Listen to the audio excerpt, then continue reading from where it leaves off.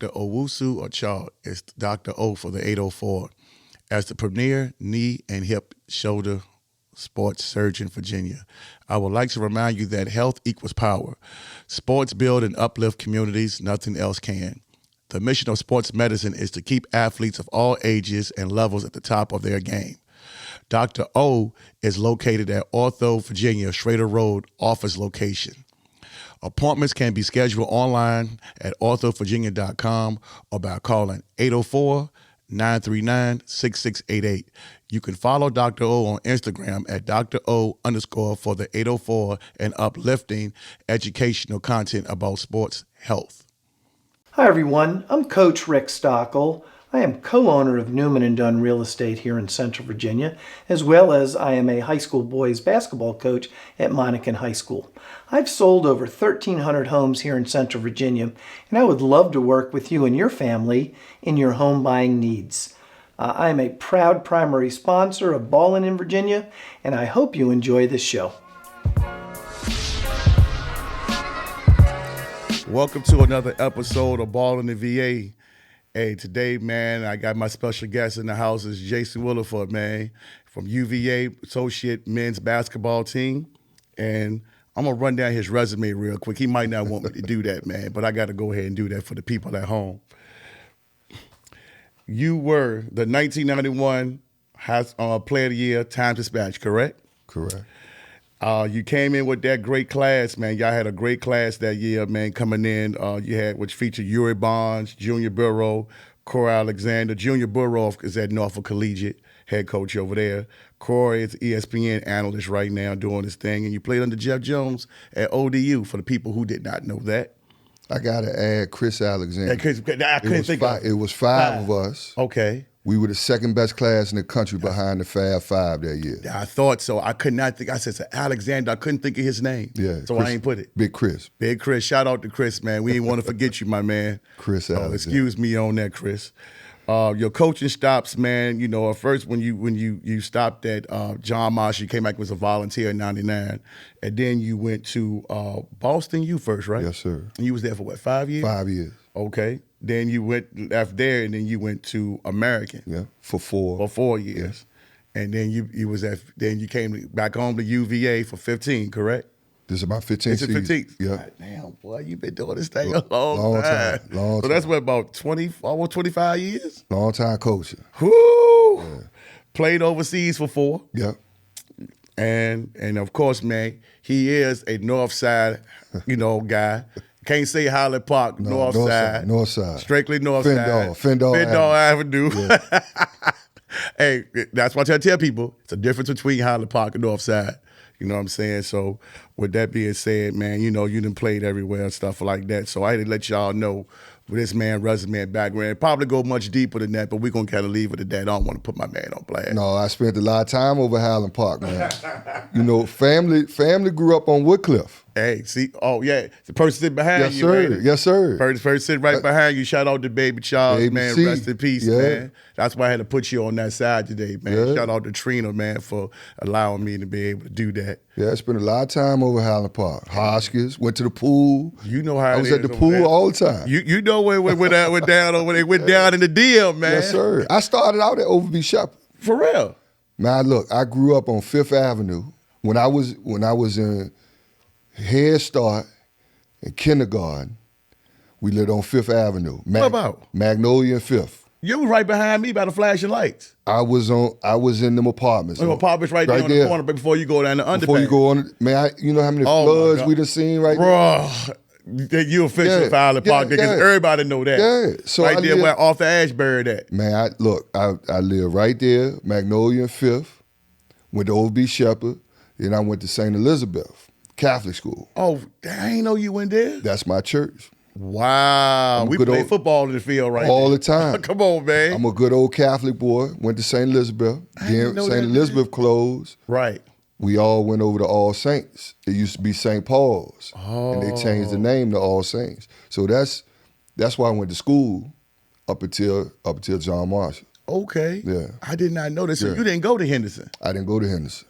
Man, I'm thinking you went to Henderson. No. So I spent a lot of my time playing Catholic school ball. Okay. Now people ain't gonna know this, but in the summers I played, in the playground. Okay. Hoskins, Chandler. I played at Stewart, which is now Barack Obama. I played there every day. Okay. But Milton Bell, Warren Peoples, Chris McNeil. I don't know if people remember Big Chris. He played football, though. No, went to Hermitage. Oh, no, I don't know him. Went to Oak Hill, played at Pitt. All of them started out in the Catholic League. I ain't know that. Yeah, played for All Saints. Man, I think Ray Hood might have shout out to Hood and shout out to those guys, man. But I think Hood did say something about Milton playing something, but I can't remember. So Hood, correct me if I'm wrong when you see this, because I know you know. Yeah, no, that's where they played. Look, so Milton played, Warren played on that team, and Chris McNeil, I call him Ice, Gerard Hilliard. I don't know if people remember. So he played on that team. Sam Bryant. Now Sam is a high school coach locally. Sam is at either Meadowbrook or Manchester. I can't remember where he is. Okay. But Sam went to Benedictine. All of them ended up, not all of them. Milton and Warren went to John Marshall. Chris with the Hermitage, and the rest of them ended up going to Benedictine. I wasn't going to Benedictine. Yeah, we all know why for that, man. That's a whole that's a whole different. Yeah, I look, Catholic boy, but I wasn't gonna go to Catholic high school. Right. So, I'm going off on a tangent. No, you good. But I spent a lot of time watching public schools. Okay. So, I remember, Charles Jefferson, Alexander Coles at Armstrong. Mm-hmm. It was Armstrong Kennedy back then. Right. Playing against Jays W, Jerry Hargrove and all them dudes. Woolfolk and all them. Woolfolk, Greg Williams, Fleabag, Alvin Oh D. my God, you said names, bro. So I would watch them dudes when I was in elementary, middle school. Okay. When I knew I was going to go to John Marshall was the time I went and watched John Marshall play Armstrong Kennedy at Maggie Walker. It was Marshall Walker at the time, right. At Marshall Walker. And I seen Donnell Parks. Wow. And I watched Donnell Parks go up against Coles and Charles Jefferson. Okay. I said, this is why I want to play basketball there. Wow. I told my dad, ain't no way I'm going to be, I got to come over here. Are you serious? Yeah. And so I always wanted to play for Coach Streets. I wanted to play, at John Marshall. Man, how many people we had? Marshall Walker at the time. Right. So that had to be because that was like 80. That was like 87. 87, right? 86, 87. If they switched over 88, it was straight John Marshall. Right. So during that time, again, this middle school for me. So I was in 7th grade. Yeah, this like middle school, elementary school watching them. I'm like, no, this is why I want to play. I got to go here. Man, and you know what? And when you said it, I said, wait a minute. I was in Henderson with Kevin Ross and Fofo and Kevin Money. Kevin played for my All Saints team. You lying? Kevin was on my team. I would. Yeah, he played with the church. So you had to have an affiliation with either St. Elizabeth or St. Paul's Church. Right. And at the time, I want to say Kevin's, somebody was a church member. So Kevin played. And as tall as he was, like Henderson winning them championships, I thought, I was like, damn, I said, wait, I don't remember Jay Willie coming in Henderson, but I remember K. Ross. Yeah, no, K played with, so Ross played with me, then went to John Marshall. And see, you got to remember back in the day, it was hard to play varsity as a 9th grader. Duh. So I played 9th grade. Okay. Moved up a little bit, played some JV my 9th grade year. Then 10th grade year, I played JV. Moved up a little bit. The end of my 10th grade year, played some varsity. Probably played about 5, 6 varsity games my 10th grade year. But I ain't play varsity till 11th grade. You lying. I did not know that. Yeah. Oh, my God. No, it was dudes. I mean, you had Warren, Milton, Hood. Ray Hood, Ray, Big D. Yeah, I already said Big D. Was it Mo Miller and them was there? Maurice Miller, Reggie, Oh, like God. Carl Smith, Bree Love. Bree Love, yeah. Like I wasn't gonna make that team. Them dudes was good, man. Wow. Yeah.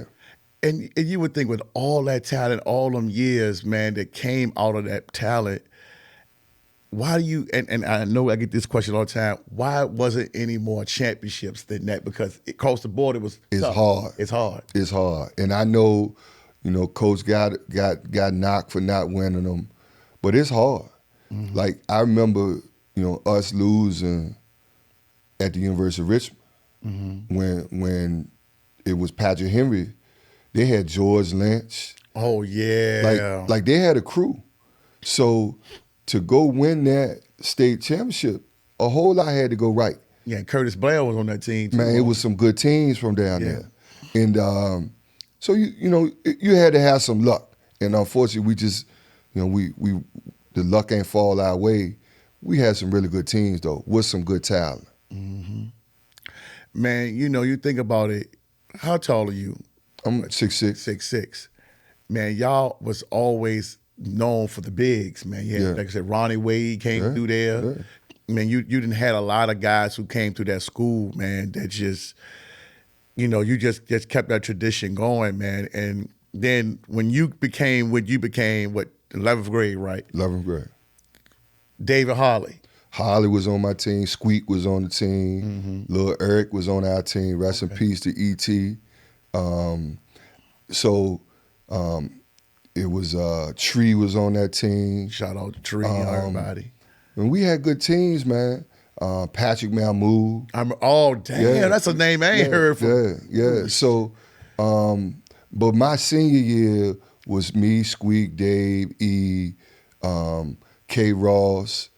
K. We missed K. We missed the big fella. Man.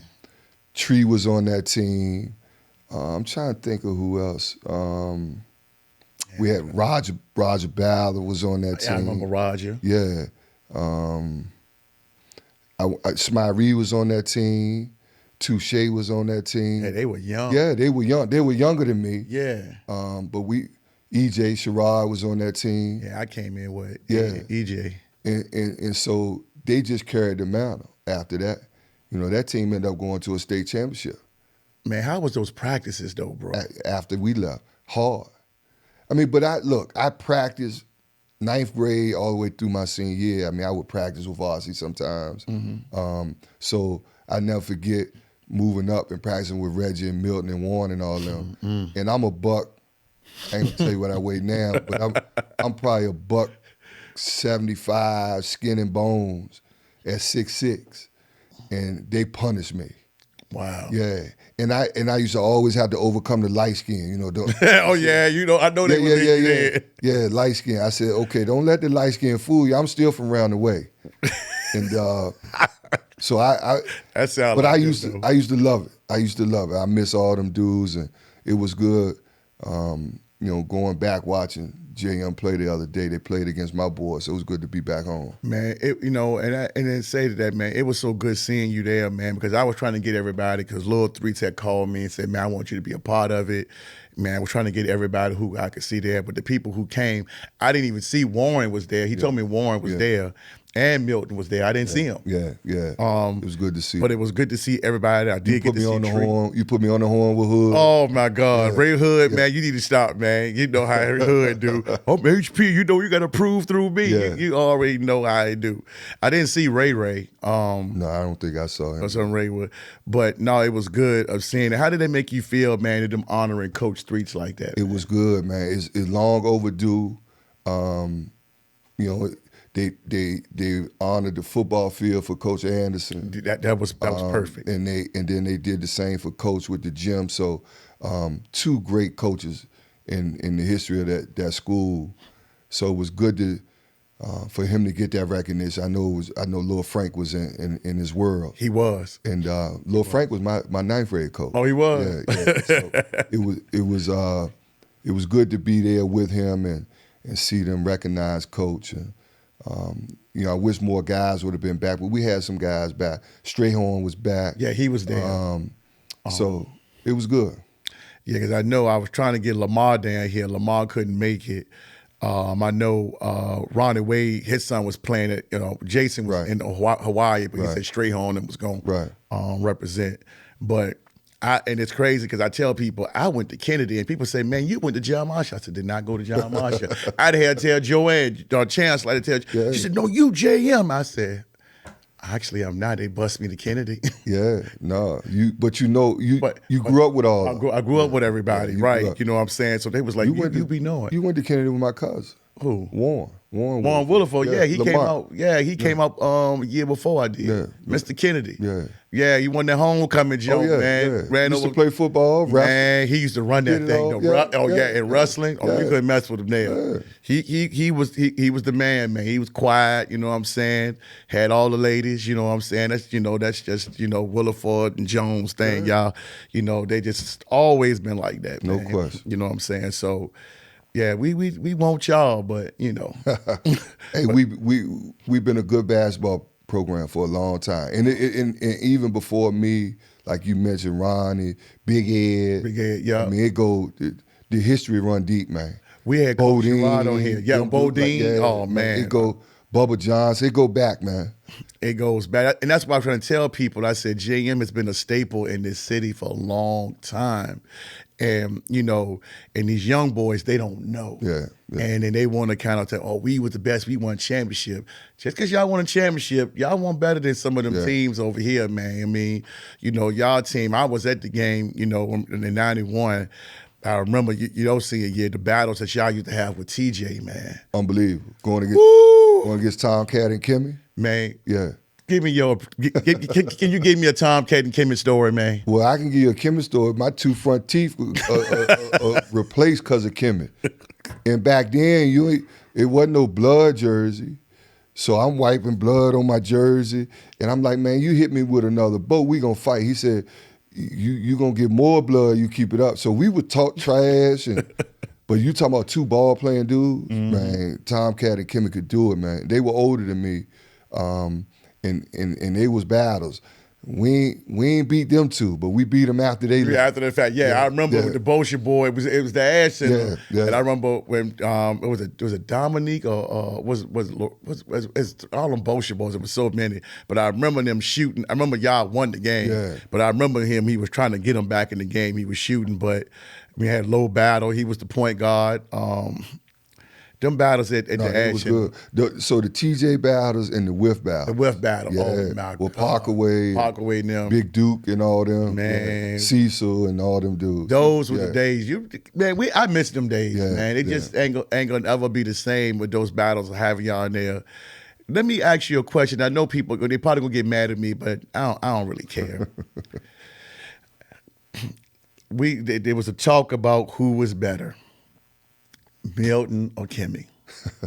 And I can't let you get up out here with a legend to kind of give me your take on comparing them two. I know they hate it, but I'm going to do it anyway.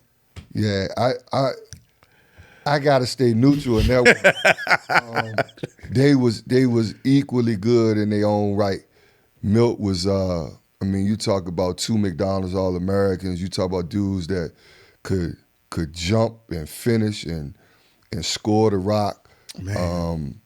You get them two in the open floor. It was, some of the dunks and finishes them dudes had, people just don't understand. And obviously, Kimmett having the career he had collegiately after leaving TJ. And Milt, man, and Milt was different, man. They called him Ding Dong Bell for a reason. Dickie V nicknamed him that. I ain't know that. Yeah, when he went to Georgetown, they had, it was him and Lonzo. That was their class. That's right, it was. And they was on one of them ESPN games, Big East, one of them Monday night Big East games. Mm-hmm. And Milt caught a backwards alley-oop. Ding Dong Bell. Wow. Yeah. So, look, man, I looked up to Milt, obviously, being in the building, he's like a big brother to me. And then going against, I got respect for both of them. I can't say one was better than the other. They was greats. They OGs and equally good in their own right. Different types of games. Different games, right. But two of the best ever to come out the area. You know, and I'm going to transition into this question. Who you think had one of the better teams that came out there, out of that building, man? You had your 91 squad, or any squad that you pretty much was on. And we didn't go as far. My 91 team lost in the States early in the first round of the state. I think Bayside won that year. They won back-to-back. Yeah. It's hard, man. It's hard to say what team was the best, man. We had some really good teams. You got to talk about Keytwan, them team, what they did. I mean, Keytwan, Keytwan wasn't on that team that lost to Chuck, was he? No, that was Smyree and Tree them. Now, my next door neighbor growing up is Shandar Bingham. So speak on that. Big Dog. Speak on that. Did not play in that game. Speak on that. If Big Dog play in that game, speak on that. I said for years that's a different game. Thank you. I mean, you talk about a shot blocking, rebounding fool that could finish. I had this conversation with Kennard White. Shout out to Kennard. You know that's my dog. Yeah. I said, Kennard, I said, if Shandar had played in that game, they would have won. Shandar was dominant. So he was crazy. He won't right. That's my boy. We loved Shandar. And I love him to death. I went to Henderson with him. I grew up with him next door. So you know. Firsthand. I know I got a court. My father put a court in the backyard. We grew up battling each other. Shandar didn't care. If he on that team, I'll take this to my grave, that team would have won the state championship. And that's what I told him. He said, well, Kennard thing was he thought that Chuck would have probably threw his body in him. I said, but you got to think about it. You had Tree, you had Big E.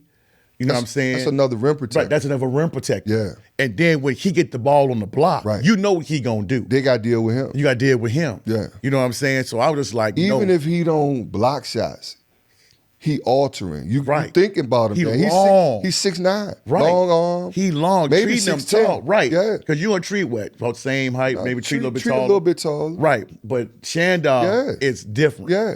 Yeah. And that's what I'm telling him. I said that game would have been different because I had Coach Sherrod on here, and he said that he was telling Smyree, don't loft them passes out there to Chuck, because Chuck gonna play them passing lanes. Right. And and he was just like, those was kind of some of the differences in that game. But he said for sure, if Shandar played in the game, he said it ain't even close. Yeah, I think you can hang a banner if he was on that team. That's why I kept telling them 757 dudes. I said, y'all don't, Shandar won't dare. Yeah. No, I mean, you still got to play the game. You got to play the game, but they beat us in a hell of a game. Right. Without Dog. It's a different game. It's a different game. Yeah. Yeah. So no, I'm glad that you spoke on that. So thank you for clearing that for me only having to talk about that. You know what I'm saying? But what do you think about the state? And before we get out, move on to some other stuff, but I got to keep it John Marshall. What do you think about the new John Marshall today? Love what they doing. I think Ty has continued to carry the mantle of what John Marshall basketball is. Yep. They win. They do, he pour into them kids, man. Mm-hmm. And he'll give anything for them kids. And they play hard for him. Mm-hmm. I got nothing but respect for what they doing over there. They make me one proud alum. I love going back in there, watching them practice and play and compete. As a coach, I get to go in there and recruit a little bit. And they've had some dudes over the years. Matter of fact, we just played against one in Dennis Parker from NC State. Doing well right now. Yeah, doing real well for a freshman. And so, it's good to see the program continue to maintain that success. I want to see enrollment up over there. Oh, yeah. I don't want no more threats of the building potentially being closed. Thank you. Like, all that stuff bothers me when I hear that. So I'm excited for what he's doing. I'm proud of what they're doing. I wish them nothing but continued success. and you where I'm with it, man, because like I said, I consider myself, I'm a free agent now, so I can pretty much cheer for who I want. My school don't exist no more. Armstrong, I didn't go to Armstrong. The building exists, but I didn't go there. But being a Highland Park Northside guy, I understand, because a lot of the old heads, their thing is, ain't no Northside, we ain't grew up Northside. You know what I'm saying? That type of thing. And I told him, I said, this is how I put it. And you guys can at me. I really don't care how I feel. I don't. Y'all know I don't. I'm not being no tough guy. It is what it is. But if I have a seafood restaurant and a few people decide, and it's selling out, I'm getting record numbers and I'm doing business, I'm I'm the guy. And if I got a few people that want hamburger and hot dogs, I'm not going to switch up what I'm doing because y'all to satisfy y'all. I'm going to keep doing what I'm doing. Right. And that's what I'm saying to Ty White. He don't need to hear it from me, but I don't give a damn what it is. It's the program. When I talked to Lil Threes, he said, no, the program is the program. Right. And he said, as long as that program is upstanding, what my dad did in that building, but he ain't said dad, he said coach. He said, I'm good with it. Right, He said, because that's all I'm care with it. So I think everybody, for the most part, is happy that they see it, but they kind of think, it ain't homegrown. It don't matter what it is. Today, in today's time, it's different, man. See, I don't get it. Like you hear all that. I don't hear that. Yeah. Yes, I really don't know all. I mean, I you hear rumblings, but I don't think he doing nothing that's against anything. And I think people are just a little jealous of what's happening over there. That's all. That's all it is, Right. man. Success breeds envy, and in some situations I understand what people say, but you look at all schools. I mean, you got magnet programs, you got all these different type of programs that these schools have. So people have the freedom to kind of go and enroll in these different schools. Right. So that's just what it is. So I mean, you call it what it is, but I think he's doing a fantastic job. And his staff over there doing what they're doing. You can't win them all. Right. They can't help them being in class 2. They can't help that. Like you said, we wish the enrollment was up, but it is what it is. But they are going out here playing the best competition. They go play. They don't duck anybody. They don't. No, they play. They go anywhere. They play anybody. And to be honest, if the guys from around the way want to play, go play. Like, if you good, go make the team. Simple as that. Ain't nothing to complain about. It's nothing to complain about. Like, if you good and you got game and you in school and you can do the schoolwork to stay eligible, go join the team. Go be on the team. Right. Now, leave all the politics out of it. Period. If you can hoop, go hoop. I guarantee you he ain't going to turn you down. That's what I said. If he can hoop, I don't see Ty saying, no, you can't come over here. No question. If you can hoop, welcome. Thank you. That's just me. Yeah. All the other stuff I don't really too much care about, don't know nothing about. It is, but that's what I see. So if you can hoop, you can hoop. So, not for said. But going to that segue, they lost their first area game in about 4 years the other day. I saw that. Yeah, against St. Chris. The St. Chris. I'm shocked that it was St. Chris, but St. Chris got a heck of a player. They do. They do. Mr. Jennings. They got a heck of a player, and they got a kid, if I'm not mistaken, that's highly recruited in football. Yeah, Darius Gray. I don't know his name. Yeah, Big Darius. Yeah. They got some pieces. They got some pieces over there. And I was surprised that in the game, because I was like, my son sent me the link, and I said, I heard about it, but I didn't know. And it was like the last 5 minutes of the game. So I was like, okay. I was like, wow. I said, this game is close. Yeah. And I was like, and I think. Did I text you? I said, did I? I sent it to you. Yeah, you sent it to me. I sent it to you. I sent it to you, Lamar, CT. Yeah. I pretty much sent it to everybody. And then Lamar, of course, called me back. And I was like, I said, this is going to be a game. I was driving. I said, I had to pull over. I got to watch this. So, but, man, it was a show, you know what I'm saying? But, no, man, that kid, Mr. Jennings, man, I heard he put on the show, man. And his mom, told me to holler at you too, man. You know what I'm saying? Yeah, man. She's a TJ alum, if I'm not mistaken. Oh, is she? I think so. Matter of fact, I think she is. I talked to her a couple times. Yeah, man. She said that UVA was her son's dream school, and she said, some visit, that was supposed to have been lined up, and she told me she wanted me to tell you that, man. Oh, well, I appreciate we were his dream school. I know he's going to VCU. Right, he just committed, right? Signee. Yeah, he signed. He's going to play for a good coach. Okay. Ryan Odom's a good dude. Mm-hmm. VCU's a heck of a program. Mm-hmm. I mean, you talk about the tradition of VCU Absolutely. and the history of that program. So I know he's in good hands. Yeah, unfortunately, we couldn't get him on campus, and it didn't go our way on grounds, I should say, not campus. We call it grounds. But, okay.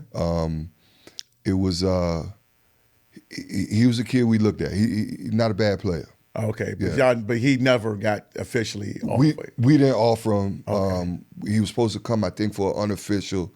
And last minute, something came up. I want to say coach had to do something. Mm-hmm. And it didn't make sense for him to come without coach being able to spend some time with him. Mm-hmm. So we postponed the visit. We went and saw him play in the spring and summer, mm-hmm. actually in the summer. He was a good player. But for whatever reason, it didn't work out for UVA, and VCU got themselves a good player. Yeah, Lamar raved about him. Like I said, I love hearing the John Marshall greats talk about these players that's around here. Lamar said, no, he said, I played at VCU. He was like, man, that's a tough league to play in. Yeah. And he said, I think he's going to be ready. No, I think he's good. He's got a smooth game, mm-hmm. long arm, could be a heck of a defender. Yep. Really got a good mid-range game, can get to the cup. Got to continue to work on his jump shot. But look, I ain't gonna talk about another. I know. I already know. He's a good kid, good player. Obviously, come out of St. Chris, another good school, good program. I get to see all those kids because my sons are at staff, so I get to watch all them kids. And y'all got them on February. Well, I know it's coming up recently. Y'all play them. I know in Richmond y'all play on February 6th. Okay. I know I'll be there for that one, but I think they come up to us. Yeah, soon. Yeah. So man, good luck with that. But y'all gotta, your sons are there, and I really didn't get a good look at them. And you got Chance Mallory, so but all of that stuff. So it'll be a pretty good game, man. I just want to get out there. We talked about Coach Bennett, man, and I remember, and I'm gonna rag on you about this one. Y'all was at the NCAA tournament, and y'all lost the game to UMBC. Mm-hmm. And I joked with you, and you said, man, that whole summer, you didn't talk to nobody for weeks at a time. Ate at me. Man, explain that experience, man, because you told me, you said, and I'm going to talk about Coach Bennett, and you love Coach, and you was like, he's a great man. I don't know how he did it. To go up there to say what he said. Yeah, to right after the game, to handle it the way he handled it. Y'all number one seed. We were the number one. Overall seed. Yeah. And for him to handle it with that type of class and dignity, it was amazing to watch that. And I know that is why we won it the next year. Okay. Because that was the lowest of lows at that point. Right. Now, Purdue just did it again. Right. But we were the first to ever do it. Mm-hmm.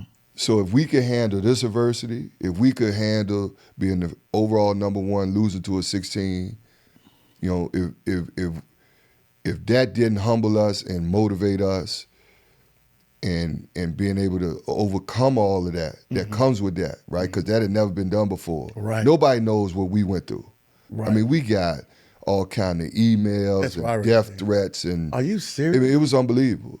But the resiliency of that bunch, because that same group turned around and won it the next year. Right. Without, Devin Hall and Isaiah Wilkins. We lost a couple guys from that team. Mm-hmm. But the nucleus of that team is what ended up winning it the following year with the addition of Kihei Clark. He was a freshman. And that experience, man, like there's nothing in sport, in life, that you can't handle now, having gone through that setback. Was y'all preparation any different going into that year? It was much more intentional, way more purposeful work. The guys that weren't gym rats became gym rats. Dudes that were already gym rats upped it a notch. Like it was like, okay, we coming back. We gonna get back to this point, and then let's see what we got. Now getting back was hard because now you got to get back to the tournament. So you got to go through ACC regular season. You got to get back to the tournament, and then we get back to the tournament. Okay. And then we struggle again the first round against Gardner-Webb the next year. Yep. And they was beating us. Yep. And you talk about y'all mindset. Tight. Yeah. And the tension, but the best thing to do is go through it in that adversity, and you just got to go through it. Like, I think today these kids have to be able, kids don't face enough adversity. Okay. And so they want it easy and quick and fast. And sometimes there's ups and downs, there are peaks and valleys. But if you know how to overcome it and work through it, there's a really nice reward on the other side. But you got to go through it. And so we went through it. Yeah, and you guys ended up, y'all had I think y'all, and who was it? Who did y'all play? Auburn or somebody? We played Auburn. That was that controversy. So we played Purdue. Purdue, right? And went to overtime on the last second shot. That Kihei chased down and threw to Mamadi. If Kihei don't get that ball, and I don't think nobody else in the country run that ball down.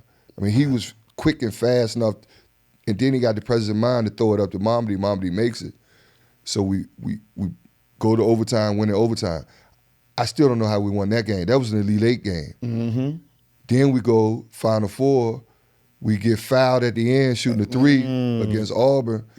Got to make 3 free throws to win it. Make 3 free throws. Then we go play Texas Tech in the championship. We down after being up by 10 late. We go down with like 30 seconds, force overtime, winning overtime. You gotta have, is what I was saying about those teams that we had at John Marshall. You gotta have some luck. We fortunately had some luck at UVA. How did it feel, man, of being the first to win that national championship for the school, man? It was crazy. The basketball side. It was crazy. And that's your alma mater. It was it's an experience I'll never forget.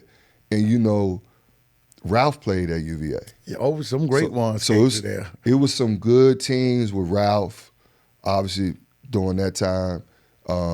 Brian Stiff. My years, we had some solid teams. Even the teams that Coach and I have had with Malcolm Brogdon and you know, Anthony Gill. Yeah, and you had some lot of guys. Justin Anderson and you know, all them dudes were pros. Some of them teams, we couldn't get over the hump. To get over the hump, I'll never forget being on the podium holding the championship trophy. And behind, I was in the back. Okay. They somehow got me the trophy. I just lifted it up. And I'm now pointing at everybody behind the podium, none but UVA fans. And in my mind, I was holding it up saying, this is for y'all. For y'all. For all the alumni, all the basketball alumni, all them dudes that helped lay the foundation of what UVA basketball is. Not just our time. Coach Jones, Coach Holland, Coach Gillen, Coach Lado, all them coaches, all the players, guys that have played. It was a huge pride thing that I felt being able to lift that trophy for everybody. Yeah, I mean, you had your experiences as a player. You got to the Elite Eight. Yeah. You know what I'm saying? Your senior year, man, and that experience. With y'all was balling that year. Man. Y'all. I know you went. I think you got to the tournament 3 times. 3 times in 4 years. And then y'all won the NIT. We won the NIT my freshman year. Yep. So, can you what What you had, I know you got the championship as a coach. Well, you didn't win it as a player, but what would you probably, what was more satisfying? Was it just winning the championship, period? Or you said to yourself, man, I wish I could have won it as a player too? Winning it is winning it. Is winning it. Okay, as cool. a coach or player, it ain't nothing like that confetti falling and they, one shining moment. Oh man, yeah, you get that whole moment. And you get to cut the nets down and ain't nothing like that. But it's nothing like going to a Final Four. Man. So just that, the way they roll out the red carpet and the fans, and I mean, it's crazy. So you gotta, as coach, now as a player, I couldn't imagine. Right. Had I gone, it'd have been nuts. It'd have been nuts. You think about it, yeah. I mean, Corey had a couple of injuries. Oh, we had good teams. Yeah, yes, they had a good team. We had really good teams, and I maintained this with my team when I played at UVA. Corey didn't play our last year. Right, he didn't. Corey, he broke his ankle. He played that year and broke it. Yep. And had we had him for the NCAA tournament, we go to a Final Four. That's what I'm saying. Because I think that now we played one vicious Arkansas team. Oh man, y'all. That Nolan Richardson, that Carlos Williamson, 40 minutes ahead. Scotty Thurman. Yeah, man. Now that it would have been a hard game, right? But Harold got worn down, right? Because he had to bring the ball up against that. I won't dribbling. Right. I gave that thing up. I said, hey, man, here you go. I said, man, you break this press. But the 40 minutes of hell was real. And I think had Corey played on that team, I mean, we lost by 6 or 7, I think was the final. That might be the difference in us getting to a Final Four. Yes, he's a difference maker in the play. I mean, 100%. I mean, no knock against Harold. No. No knock against Harold. I thought he did a fantastic job. Harold grew into the player he was. Right. But Corey was the dude. He was different, man. I mean, you talk about the first round pick. Hey, yeah. He was different. Yeah. And he went first round after her injury and stuff. 2 years. 2 out of his 4 years. That's what I'm saying. Yeah. So if he broke his ankle, he would have probably been lottery pick. I'm assuming. He'd be up there. Yeah. Yeah. But back then now, if you was a first round dude, you was a dude. You was a dude, and this man was injured. Yeah. And got in the first round. Yeah. So that says a lot, man. So, but no, man. I know you play for Coach Jones, man. What's your relationship with Coach Jeff Jones? It's tight. I played for him. I worked for him for 4 years. In fact, yesterday I just talked to him. He suffered a heart attack a couple weeks ago when the team was over in Hawaii. Oh wow! And so you were mentioning Ronnie being in Hawaii. Couldn't be at Coach's Memorial. That's when it happened. And so JJ is back home, resting, recovering. I keep in touch. I mean, I lean on him for advice. Coaching advice, just life advice, because he's been a mentor. All of my coaches have been mentors, and that's partly why I do what I do, to give back to the guys. Man, and I want to say this before we kind of go to somewhere else. I don't think UVA gets the athletic department gets the credit as some of these other schools, these alumni. And let me tell you what I mean. When you hear about the U, football players, they come back. Right. They big time. You hear all the names, first round picks, whatever. Florida State, some of these other big same thing with, UVA. Y'all got a huge NFL, NBA, professional alumni, man. Yeah. And people don't put UVA up there, but if you start naming off names, right, y'all listen to his name as these other programs that people talk about all the time. Right. And I'm just like, and I don't know if that's a marketing thing. We got to market ourselves. Yeah. I don't know what it is, but the U market themselves. Yeah. I mean, you got Michael Irvin always, him and Morrisette. Right. But when you think about basketball and football, and even women's basketball, you got to think about it. UVA right there. Yeah. They top 10. They probably top 5. We got it's when Coach first came and he left Washington State to come to UVA, and he reached out to me. I said, Coach, it's no reason we got to be second fiddle to anybody in the ACC. Right. I mean, I know Duke and Carolina. I said, but, this is a sleeping giant. UVA always been there. Yeah. I said Maryland was there. Yeah. I said, so we just got to establish ourselves and get back to being consistent. And, fortunately, we've been able to do that during his time. I said, but we don't need to take a backseat to anybody. We got the resources, we got the alumni, and we got the facility. Yes.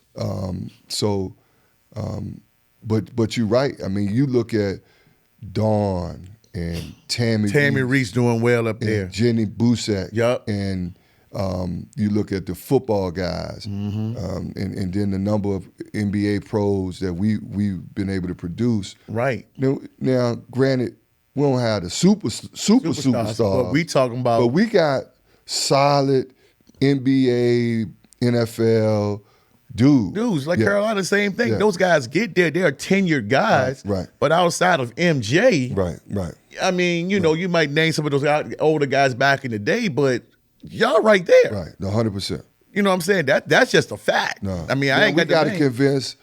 In its own is part of my job and our staff. We got to convince these young dudes in the state that they can stay home. See, and I was that it's okay to stay home. Me and you, I was just about to ride right into that. I was like the recruiting of that. How do we keep these kids at home, man? Yeah. So I think it starts. One, we got to win. We got to do our job. They got to want to go somewhere where they can have a chance to win and produce and put guys in the next level, pros. Well, we've been doing that. Yes. And part of it is, we got to be visible and we got to do our job and do our part, be out there. But I think, we get the knock of, well, when we first got here, it was our style of play. Right. Yeah, you hear that a lot. Right. Then it was the school too hard academically. Yes, that's another thing. Right. So we got to overcome those obstacles. My thing is, if you just meet us halfway, the school ain't that hard. Right. Just go to class, do your work. That's going to be required of you wherever you go. If you can do that, you can handle UVA. Okay. Right. And then style of play. Well, do you want to win games, or you just want to run up and down and be on a mediocre team? Well, we gonna win. We gonna put you in position to showcase what you do, but we defense first because we think defense wins championships. Well, you got one in the band in the And last 5 years. I think the proof is in the pudding. Right. And see, that's the thing. You hear that people say, man, UVA look for this certain type of player, the basketball team, they look for this certain type of player, man. I don't know what type of player, because like my homeboy, like a couple of years back, he said, man, look at their roster. It's all private school guys and stuff like this.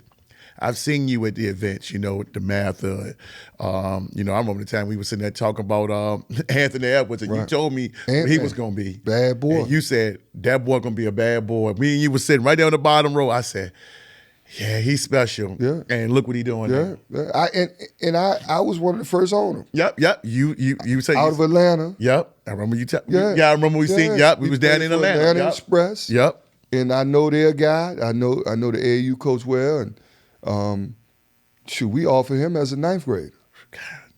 Yeah. But again, you can recognize the talent. You see the talent. That's the easy part. Right. Then there's variables to getting them. Right. And you got to figure out if they're going to be the right fit, if they a need for that year that, positionally, do I need this piece in the program? So a lot of times, you try to recruit guys, but you may not have a specific need that year. Right. For that kid. And so sometimes, we get in trouble, Virginia specifically, because we don't recruit local enough. But we got 2-3 dudes at that spot. It don't make sense to take another guy. It makes sense, because I was going to ask you, and the person that came to mind was Henry Coleman. Yeah. And I remember, matter of fact, we was up at the Mather again. We was up there talking, and I just remember that I was like, man, because I think you guys offered him for the next year. Well, we offered him, but we told, and a lot of times, Coach Bennett is going to tell you the honest to God's truth. And in recruiting, sometimes people don't like to hear the truth. You got to be very transparent. And they want to hear what they want to hear, and they want to hear you're going to get X amount of minutes, and you're going to start, and you're going to do the. Coach has never promised anybody anything. And people want to bypass the process. And so we are very honest. If you come in and earn it, you'll play. And there's proof that we played freshmen. Okay. But if you ain't ready, our thing has been, let's redshirt you. Well, kids don't want to hear that. That word redshirt is like, well, they think that's kryptonite to them. And so sometimes that honesty and transparency has gotten us in trouble. And not specifically with Henry, but just in general. And that's why kids. How we recruit, and then sometimes that turns kids off. Now, you got to, look, I probably would have been the same way. As an 18, 19, 20-year-old, I want to know I got an opportunity to play, and I want you to tell me I'm playing. If a school telling me, look, man, you the best thing since sliced bread, but also, you got to have people in your corner that lead you and guide you and can sift through all the BS at times. And sometimes, it hurts us because we're so honest. But that's the best thing, because we don't want them to get there and this ain't what you told. No, this is exactly what we told you. Right. It could be a process. Come in and earn it. And if you earn it, you're going to play. Well, look at you. I mean, you were highly recruited. 100%. You and Yuri Bonds. I remember y'all coming out of Richmond. You guys going to UVA was very big for us in our community because you didn't really hear that. Union was our, no question. Kentucky and Duke, because we like, man, we going Union, man. We going. There was none of that stuff back when we was coming up. It was Virginia Union, and even no knock on Virginia State, but it felt like you was downgrading trying to go to state because it was all about Union. It's funny you say that because my dad went to Union, played football. My sister went to Union. She's an alum. I was a ball boy for Union football team. Oh, wow. I went to more Union games, and that's all I knew. That's what it was. And, I thought UVA was going to be Union. See, that's what... Right. And you talk about culture experience and shock. Man, it's a completely different experience. Completely different. Now, I know HBCU versus non-HBCU, but I'm just talking about, man, all I knew was Union. The band, the cheerleaders. Yep, that's what it was. And so growing up, I looked up to Oak and AJ and Jamie Waller and TD. Big Stop and all them. Going to the grocery store, seeing their posters in the grocery stores posted around the city. Hey, man, I maintain they could have beat some D1s back in the day. Absolutely. That's how good they were. Absolutely. And so it's funny you say that because, I lived at the Ash Center. I was at Hovey Field every day. Well, John Marshall played there and the games was there, and if it weren't there for John Marshall, I was there for somebody else. Yeah. Sure it was. I grew up in the Henderson Center. Yep. Like I stayed on campus. Yep.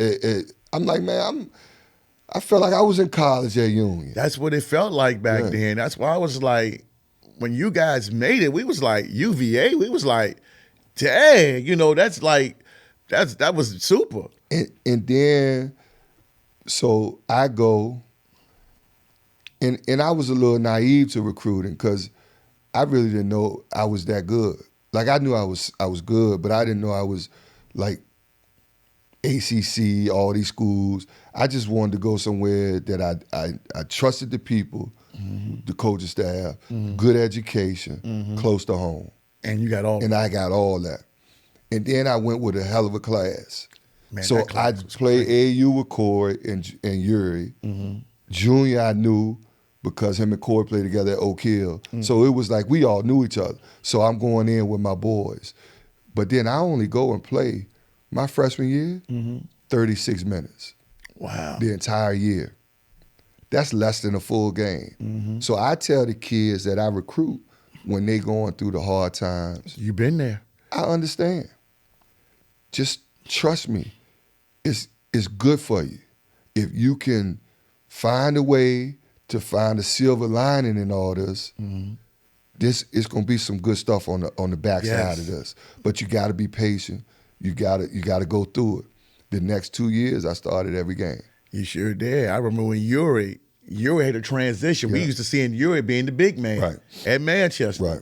He had to transition and doing the dirty work. Right. And like But you got to give of yourself. You got to do that. So in recruiting, like we gonna look at all the really good high school players. They putting up numbers, they scoring, they producing. Okay. But everybody do that in college. Right. When you get to college though, now I gotta get on the floor because everybody just as good as me. Right. Or better.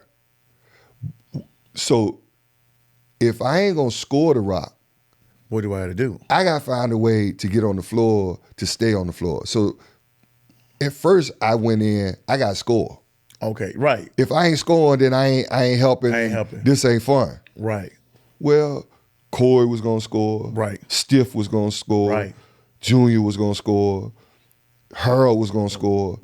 All right. So now them the dudes. Right. I better go play some defense. I better go rebound. I got to find a way to be valuable to help the team so that if the team win, I win. If I'm on the floor, this is my way of contributing. So role definition changes as you get into college because everybody can't go in and do 15, 20 a game. It's just not built that way. But today's kids, they think that way. They want it fast. They want it fast. Yeah. And so now, and it's about going the right level too. So sometimes you can go and be over your head. The changing of the guard, and you so right, and I'm going right into that.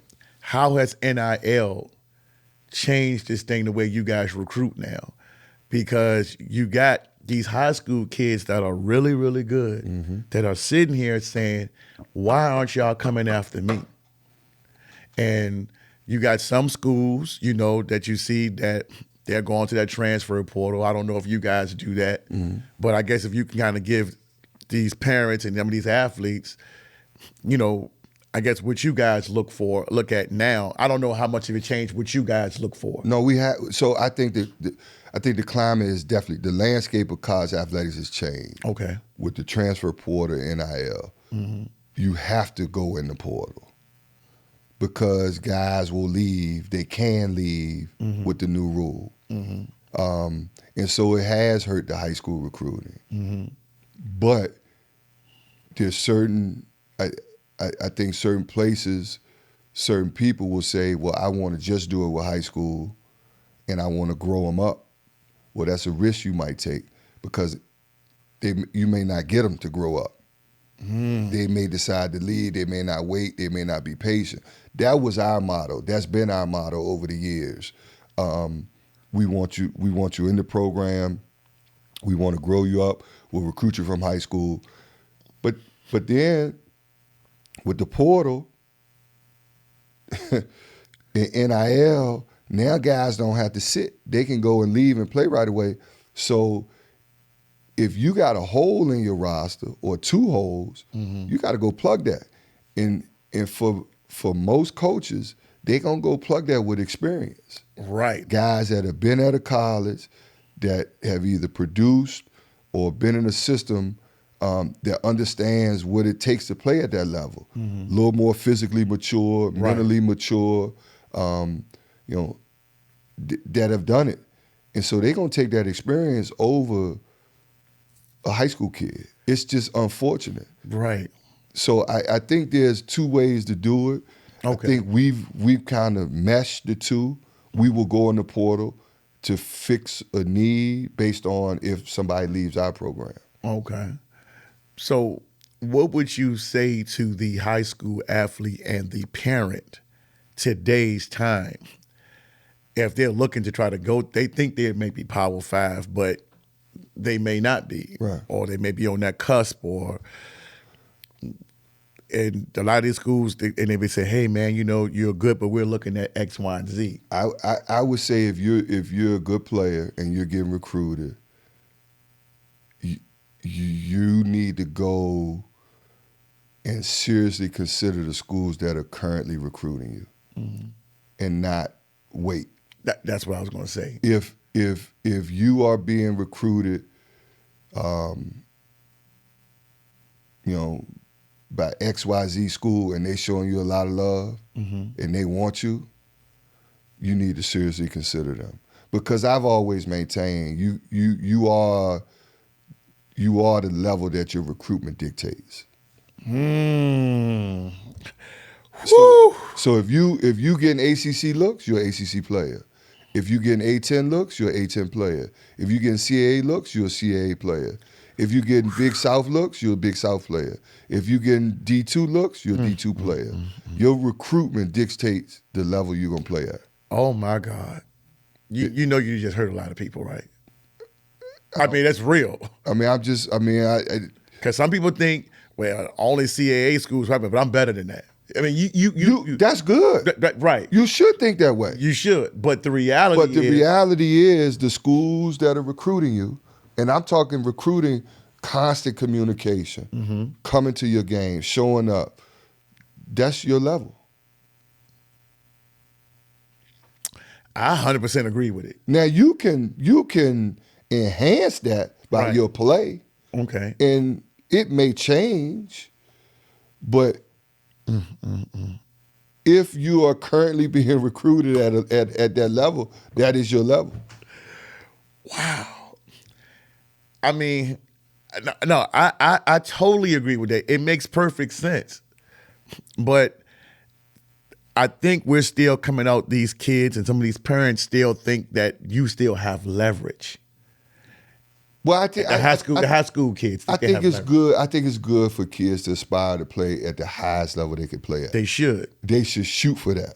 But the reality is, if you're not hearing from those coaches, then they're not recruiting. So why would you try to expend that much energy trying to get to a place that is not recruiting you? I know you can't speak to no, that. I think it's hard because I'm going through it. Right, you're right. I got a son. That's what I want to say. You're in that mode now. I got two boys, and my son wants to play at the highest level. Right now, his recruitment is not the highest level. And what in your conversations with him is you are what you're getting recruited at. If you want to go play at my level, go do it. Now, show us that you can play at that level. Now, as a father, you went through the same process that most of us have. And I don't know whether you want to put that out there, because sometimes when it's some children, they try to divide the house. And I talk to some people, not saying that I don't want you to tell me what's going on, but I've had situations where daddy telling me one thing, but I'm gonna go tell mama, try to divide the house, stuff like that. Because I've seen that. Yeah. And it hurts a lot because again, people don't want to hear the reality as you are what you are. Well, I think parents, advisors, mentors to all these kids. You got a lot of them around here. They need to work in truth. Okay. And because what they don't want to do is put their kid in a situation that's not the best situation for them. And it's nothing worse than going somewhere, being somewhere that wasn't the right fit. I think the best experience for any athlete, and I've said this to my son, is being able to be on the floor and contribute. Okay. Be on the field and contribute. So as athletes, our experience is, unfortunately, it's not just to go to school, get a good education anymore. Let's call it for what it is. We go to school to hoop. That's right. or play on the football field. Right. Let's call that. So if that ain't going well, the rest won't go well. You need that to go well, and you need to be in a situation that is going to go well, so that now school, social life, all of that stuff, that takes care of itself. Because when the athletic piece is right, that's when you grow. The whole person.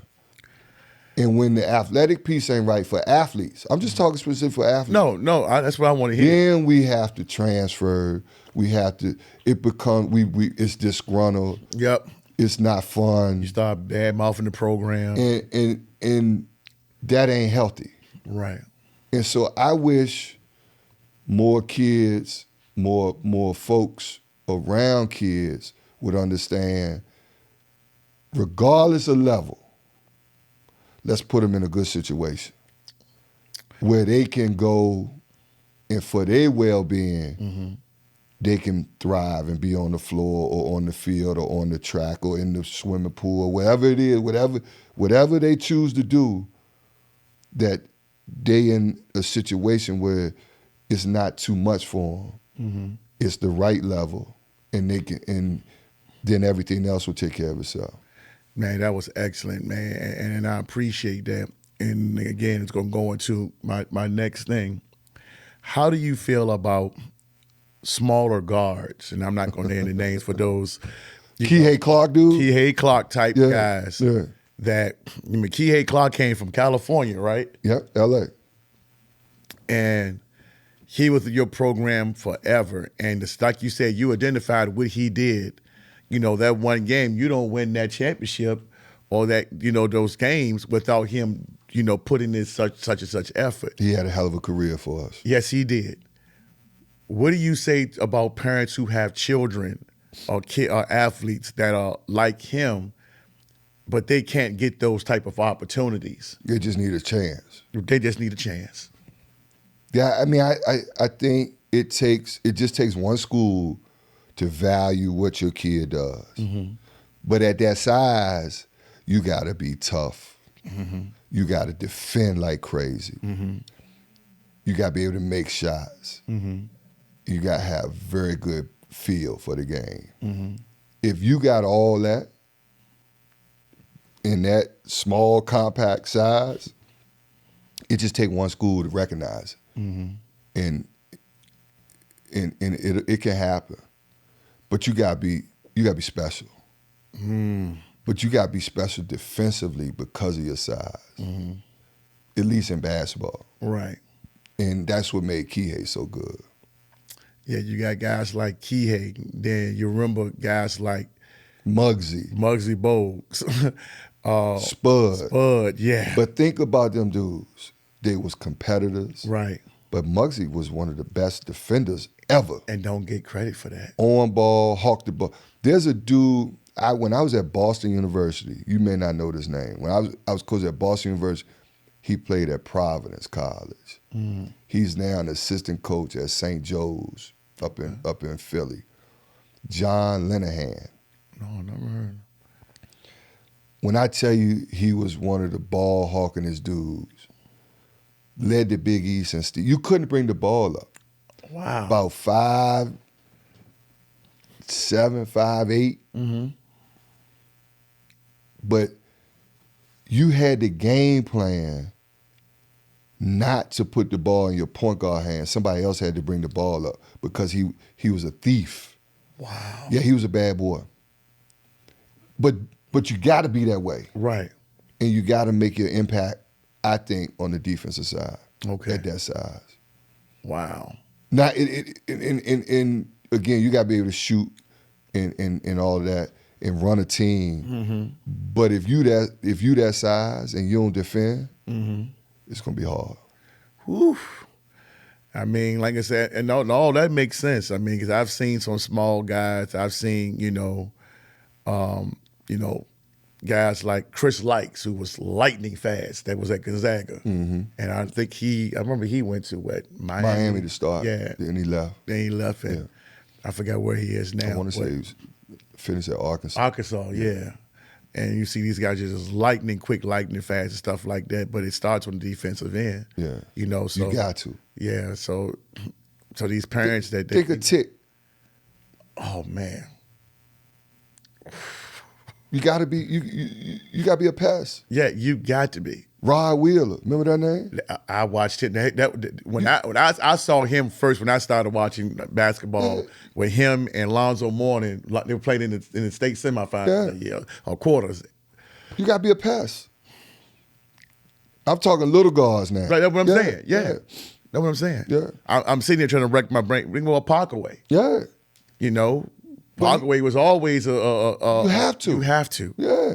You know, since we going there, it's like, yeah, Parkaway was always a good defensive guy. You have to. And ran a team. Yeah.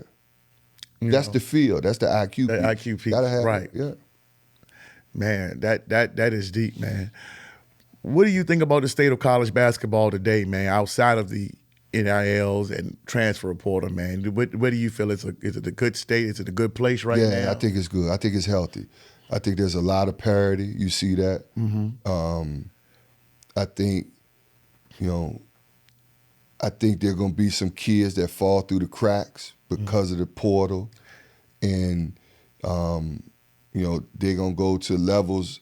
I think there's going to be so much parity that the quote-unquote mid-majors, low majors are going to be able to compete with the high majors because of this, the chips on their shoulder right. and I got passed by and, you took a portal guy and didn't take a I think there's going to be a lot of parity. I think the game's healthy.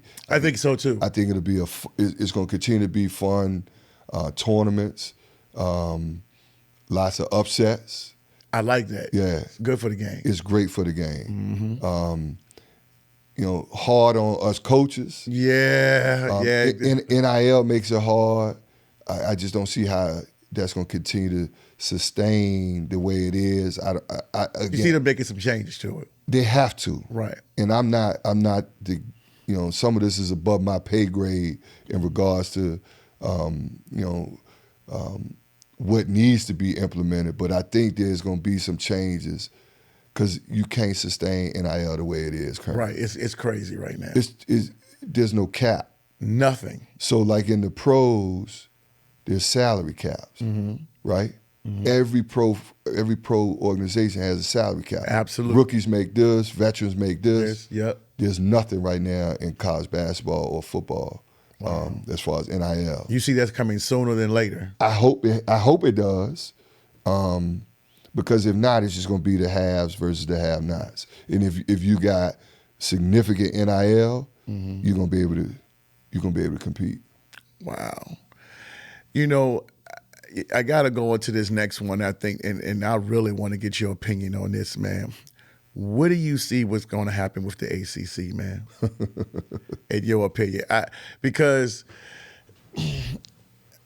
we seen, I guess, the last of the Pac-12, 2 nights ago? Yeah. I think they're done. I think that. Well, because Stanford and Cal now coming over to ACC, which I just don't understand that whatsoever. Like, you got 2 West Coast teams. The all Coast Conference. Yeah, the all Coast Conference. Yes, I definitely have to change that name. I'm like, wait a minute, Cal and Stanford. Yeah. I'm like, wouldn't they go to the? What was it? I mean, you could have went to the Big Ten or somewhere else that's much closer. Yeah. Just whatever Oregon State and Washington State going, y'all could have went to that conference. Yeah. I don't know. But what do you see that happening? Because if the ACC goes away, I know you can't speak to what's going on with Florida State and all this. What do you see Virginia ending up at? Again, you're going way above my pay, I know, my pay grade. I know. I'm not. But y'all don't have constant think about. No, okay. I'm not privy to those conversations. Those are university presidents. Yeah. Those are the ACC offices. Those are coaches don't have much say in none of that. You hope, but for tradition, I hope the ACC stays where it is. I pray it stays. I want a job. What? Not that I don't think you have any issue. Not that I wouldn't have a job, but I love the tradition, the history of the ACC. That's going to change a lot. I mean, but I think there's. I think there's stuff that again, the powers that be. It's all football generated, right? And so right. I don't know where it's going. A lot, because you think about it. For one, I'll tell anybody, I hated to see Maryland go, right? Because you got that UVA Maryland, good history, good history there, right? And when Maryland, I just can't see, and I know you can't, I don't want you to get in trouble or anything. I just don't see Maryland in the Big Ten. It just don't make sense to me other than the financial part of it. Well, and that was you. Right. I mean, let's call it for what it is. Right. The finances is running all of it. It's running all of this stuff, Yeah. right. You know. And so, yeah, I didn't want to see Maryland go. We like that. You know, that's easy bus ride up, Yep. easy trip, and great rivalry, great history. But you know, obviously they had to do what they had to do financially, and you know, there'll be some changes. I don't know when. I don't know if the ACC is involved. I'm not privy to much of the Florida State stuff, so I don't know. Yeah, we're not gonna go down that road. But it's just the fact that now with Cal and Stanford coming on, you guys got some long flights. Well, we do. SMU will be in the ACC. Oh my God! Yeah, so those 3 teams will join it. Yeah. You looking forward to that? Those long flights, because that's recruiting now. But it is, and so that helps, right? Because we've got some West Coast kids now. Right. You know, you can go out there and you can say, hey, you're going to get to go home a couple times and, you know, your folks get to see you. And we've done well recruiting out West. Yeah, we just spoke on one. Yeah. But London Parentes was a California I forgot all about that, Joe Harris was from Washington State. I didn't know that. Yeah, so we've had some success from kids from out that way. But fortunately for us, we only have to do that trip once. Now, they got to come back east 4 or 5 times to play everybody else. Everybody else, right. But we go out there, I would imagine we'll go out there and play like a Thursday, Saturday. Cal and Stanford, get it out the way. Yeah. That makes sense. Or I don't know how they're going to do it. Them budgets, man, it's going to be crazy, man, you know, now. Or it could be a Saturday, Monday type trip. Where you just go and stay. And but it's a lot of school we'll be missing. Yeah, it's a lot. Yeah. That's another thing you got to say, man. But I want to get you out on here on this, man. You know, as far as the recruiting part of it, man, as far as your aspirations of when do you think we going to see you, man, running the program, man? Yeah, you know, I've had some opportunities. I know you have. Yeah, I've interviewed for some jobs. I'll never say never as far as being a head coach. But I got a pretty good gig. I know you love it. It's my alma mater. I love the place. I want to see us maybe hang another one of them championship banners. But you know, it's got to be the right situation. It's got to be right for me, my family. You know, my wife's a big time attorney up in D.C., so I can't go but so far. Right, okay. Yeah, so I got to stay regional. Yeah, I got to be with. And that was what I was going to say. Was it going to be up or down? Because you got some ties up in the Northeast. I got ties. I got ties a little bit everywhere, but I think I got to stay in the Mid-Atlantic. I got to be somewhat regional. Okay. Yeah. Yeah, you got to make sure mom and dad can come out there and family see you too, man. You know, and my sister is a huge fan. Oh, I know, man. Yeah. Shout out to Amy, man. Yeah. You know what I'm saying? Hey, man, you know, I'm just like, wow, you know. But that's why I said, and some people, and I'm not saying that it necessarily has to happen because people think, oh, man, when are you going to do it? You don't have to necessarily do that. Right. If you're comfortable in that role, hey, man, cool. You know, it's a lot running a program. Yeah, man. It's a whole lot. Yeah. And you know, I'm getting up there, man. I'm 50 this year. Man, I'm right there with you, man. I'll be 50 in May too, man. So you know, sometimes they look for younger guys, and I just hope that window has not completely shut. Right. But you know, it'll have to be a special situation. Okay.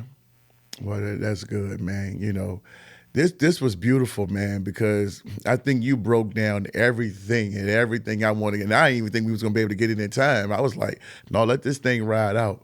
No, you good at doing this stuff, man. You've been doing this stuff a lot. I'm the rookie here, man. You. It's good to be on. It's good to be back home. No, man. Well, for me, I just want to thank you because when I saw you at the St. James that day, man, you made me feel like I was kind of a star. You was like, hey, man, wait, where I'm going to get on this show, man, with Boo Wills that day. Yeah. And I was like, oh man, shoot, you made me feel real good, man. It's like, I said, man, sure, but when you won't do it. Yeah. So no, I thank you for, and besides always seeing you up at the Hoop Fest at the marathon, man, it was always like great conversations because I learned a lot from you about these new players and stuff that's coming about. And this year, either when we saw PVI, watching PVI play this year, man.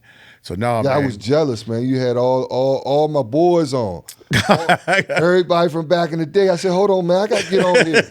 Come on, I got to talk a little Richmond hoops and some basketball. Man, you know it ain't no thing, man. And I'm just like, you know what? He probably busy, man. I don't know how I'm going to slide him up in here, man, you know. But see, you doing something that those guys ain't do. I get access to them guys. They still here. Right. Man, you all over the place, man. Yeah. No, it was a day off, and I put it on the calendar. No, I was so thankful for that, man. I appreciate that, man. Get on Smile Reed, man. I'll let them know. Yeah, Smile Reed, I'm letting you know, man. I'll let them know. Yeah, you know. Well, once I saw you had Hood and Big Ed on, I said, hold on, man. What was Big Ed? Ed Sherrod. Ed Sherrod. Yeah. you had Big Ed, Ray Hood, and it did a Ronnie Wade one. Now, I remember seeing Ronnie. You did a Ronnie one. I did one when I did it on Zoom. Yes. Yeah, that was my first one with Ronnie. Was it? Yeah, and then I did this one. Ronnie Wade was, I'm telling you, I saw him play at the Coliseum in a packed playoff game for Marshall Walker. Okay. And I want to say Ronnie pulled a dude to the ground and they got up rumbling. And I said, man, this big time. And you talk about the Coliseum, it had to be 10 to 12,000 people in the Coliseum. Back then, packed that was packed. For a high school game. Wow. Yeah, he had goggles on. Yep. Yeah, I remember. He put on for the light-skinned dudes. I said, man, hold on, man. If Ronnie going on, I got to go on. Woo! I remember Ronnie came on here. He said, yeah, man, you know, I had to go around Church Hill, man, being light-skinned, man. That was tough, man. Yeah, He said, those guys thought I was a punk. Yeah. We all us light-skinned dudes had to overcome that. Now I'm light-skinned with glasses. Look. And they think they can take advantage of me. I said, don't make the RVA come out of me. See, exactly. People, he forget, man, Yeah. you from around the way. I'd be like, no, that's a J. He from around the way now. Yeah. Don't trip, you know. So, dog, man, I had to get on them 757 dudes. I'd be like, nah, man, you know, HP, Northside, bro. Yeah. That's how we do. But no, I appreciate you having me on, Larry. No, man, thank you. You answered so many questions for us, man. And like I said, I thank you. You made me feel real good, feel important now. So, you know, I feel like I'm somebody now. You know, I'm getting up to that level, man. But no, I wish y'all much success, man, for the rest of the way, man. Thank you. You know, UVAs. I know y'all got, you know, hands full. When's y'all next game? We play at Wake Forest Saturday. Okay, so yeah, that's gonna be a tough one. Yeah, they playing good ball. Real good ball right now. They took one on the chin last night at Florida State, but playing good ball. Right, they're gonna be ready, man. Oh yeah, They're gonna be ready. Ain't no nights off in this league. No, that's why I don't want to see it go anywhere. Yeah. So, but yeah, man, I just want to thank y'all for everybody for listening in, man. I need y'all to subscribe and like. And like I said, follow this man over here, man. This man he said he ain't no legend. I put JM Legend on here for a reason because he is that, and UVA, been there for as long as he has, man. So I wish you enough success. And if you don't want to coach, man, hey, man, stay at UVA, man. We cool with that. I love seeing you around here, man, recruiting these kids and stuff like that and dropping these jewels. And they appreciate it, too. No, and we got to get a few to stay home. That's the next step. Please, we need that. Football and basketball. I mean, I see Tony working it in football now. We definitely can get y'all to get these guys in here, man, because we got some girls in here that's good. These guys that's good, man. So we want to see that, bro. Absolutely. See that in there. But before I go, man, I want y'all to, my man Addicted to Ball, and hooked me up with these, Tory Davis, man, hooked me up with these hoodies, man. And I want to send him a shout out. For giving me these, man. You know, he said, man, if I hook you up with some hoodies, you know, would you wear them? Hey, man, I appreciate you. Shout out to you, man, you know, doing your thing, man. Support him. Addicted to Balling over there on Instagram. So follow him, man. I appreciate you. I got another hoodie I'm going to wear. So whenever I have another episode, I definitely have you in there. But for everybody up at UVA, everybody around here, please subscribe and like. That's how we keep the lights on, man. And we out.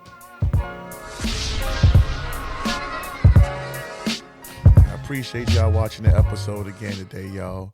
Go over, make sure that y'all check out my man, rickstockel.com for any of your home buying needs. Appreciate it. Thanks again.